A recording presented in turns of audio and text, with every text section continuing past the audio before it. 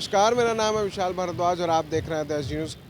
कंगना रनावत को हाल ही में पुरस्कार मिला है, जिसके बाद उन्होंने कहा कि हमें 1947 में भीख मिली थी, लेकिन असली आज़ादी 2014 में मिली है। उसके बाद से ही जो विवाद है वो शुरू हो गए हैं, राजनीतिक रूप से भी विवाद शुरू हो गए। राजनीतिक रूप से जो विपक्षी दल है वो भी लगातार उनके बयान को लेकर के विवाद खड़े कर रहे हैं। उसी क्रम में आज राजद कार्यालय के बाहर एक पोस्टर लगाया गया है, जिसमें ये लिखा गया है कि जो कर रही है शहीदों का अपमान, उसे कैसे मिला पद्मश्री सम्मान। वहीं कंगना रनावत ने जो कहा है कि 1947 में मिली आज़ादी भीख थी, जो आज़ादी मिली है वह 2014 में मिली है। वहीं 1947 की आज़ादी में जिन स्वतंत्रता सेनानियों ने हिस्सा लिया था उसकी भी तस्वीर यहाँ पे दर्शाई गई है, चाहे वो भगत सिंह हो, महात्मा गांधी हो, जवाहरलाल नेहरू हो, सरदार वल्लभ भाई पटेल, नेताजी सुभाष चंद्र बोस, सभी लोगों की मूर्ति है। वहीं रानी लक्ष्मीबाई की भी जो मूर्ति है और भारत का नक्शा भी बनाया गया है, जिसमें आंखों से लाल आंसू यानी कि खून के आंसू निकलते हुए नजर आ रहे हैं। वहीं उसके बाद एक मोदी जी का भी कार्टून है, जहां लिखा है, तुम अपने बयान से हर बार मेरे दिल को जीत लेती हो, ऐसी हुनर कहां से सीख लेती हो। वहीं अमित शाह भी राष्ट्रपति से पूछ रहे हैं कि अगला पुरस्कार कौन सा दीजिएगा। वहीं राष्ट्रपति ये कह रहे हैं कि जैसा आप बोले।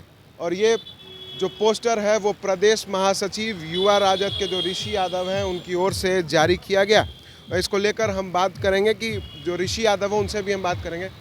ये पोस्टर आपने लगाया है, जो कंगना रनावत जी ने जो बयान दिया था पुरस्कार मिलने के बाद, क्या दर्शाना चाहते हैं, क्या कहना? कंगना रनावत जैसी नर्तिका ऐसी घटिया और शर्मनाक बयान देती है, आखिरकार इन लोगों की हिम्मत आती कहाँ से है?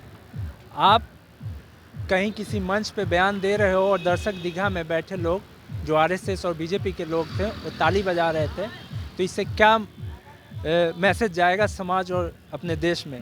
आज जो पद्मश्री पुरस्कार जो भारत सरकार द्वारा दिया गया है, मैं मांग करता हूं कि ऐसे लोगों से पद्मश्री पुरस्कार अविलंब वापस ले लेना चाहिए और जल्द से जल्द इस पे तो जरूर कार्रवाई करनी चाहिए, क्योंकि अगर ऐसी नर्तिका और अभिनेत्री इस तरीके का बयान देगी तो आने वाला जो हमारे जनरेशन है उस पर क्या प्रभाव पड़ेगा। राजद चाहती है कि उनसे जो पुरस्कार मिला है पद्मश्री उनको वापस ले लिया। बिल्कुल, ऐसे लोगों को कोई हक नहीं है कि इतने बड़े पुरस्कार के वो काबिल हो। और आप ये भी कहना चाह रहे हैं कि जो दर्शक दीर्घा में जो नेता बैठे थे, जो प्रधानमंत्री, वो लोग उनके बयान का समर्थन कर रहे हैं? बिल्कुल समर्थन कर रहे थे, ताली बजा रहे थे। कंगना रनावत जो है अभिनेत्री कम और बीजेपी के प्रवक्ता ज़्यादा है। आप पिछले उनके और सारे वीडियो उठाकर देख लें, उसमें बीजेपी के तरफदारी और बीजेपी की ही बड़ाई करती नजर आएंगी। और ऐसे ऐसे बयान अगर वो दे रही हैं तो आखिरकार ऐसे लोगों की हिम्मत आती कहाँ से है? उनको मालूम है कि हमारे ऊपर तो प्रधानमंत्री मोदी का हाथ है, मुझे कोई कुछ नहीं कर सकता। यहाँ राष्ट्रपति पे भी आपने लिखा है, राष्ट्रपति की जो तस्वीर होंगे, जैसा आप बोले उसमें क्या है? जैसे मतलब क्या है ना मोदी जी जैसा कहते हैं वैसा राष्ट्रपति जी बेचारे है तो संवैधानिक पद पे, मैं उनको दिल से सम्मान करता हूँ, लेकिन उनको कठपुतली बनाकर मोदी जी छोड़ दिए। वही मोदी जी पे भी आपने लिखा है कि उन्होंने कंगना रनावत के बयान का तारीफ किया है कि ऐसी हुनर कहाँ से लाती हो, बयान से दिल जीत लेती हो। अगर उनके दिल में अगर कंगना रनावत के लिए थोड़ी सी भी नफरत होती, क्योंकि वो अपने आप को बड़े देशभक्त कहते हैं, अगर आप बड़े देशभक्त हैं तो ऐसे महापुरुष पे खुलेआम बयान देती है और आप मुख्य दर्शक बन के बैठे हुए अभी तक तो उनसे पद्मश्री पुरस्कार छीन लेना चाहिए था उनको।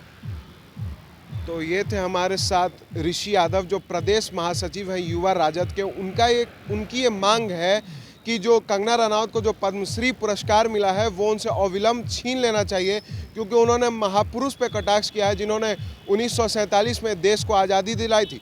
वहीं ये भी कह रहे हैं कि राष्ट्रपति जो हैं उनको मोदी जी ने कठपुतली बना के छोड़ दिया। आगे क्या कुछ अपडेट होंगी वो हम आपको ज़रूर बताएंगे। तब तक के लिए बने रहते हैं एसडी न्यूज़ के साथ और देखते रहते हैं एसडी न्यूज़।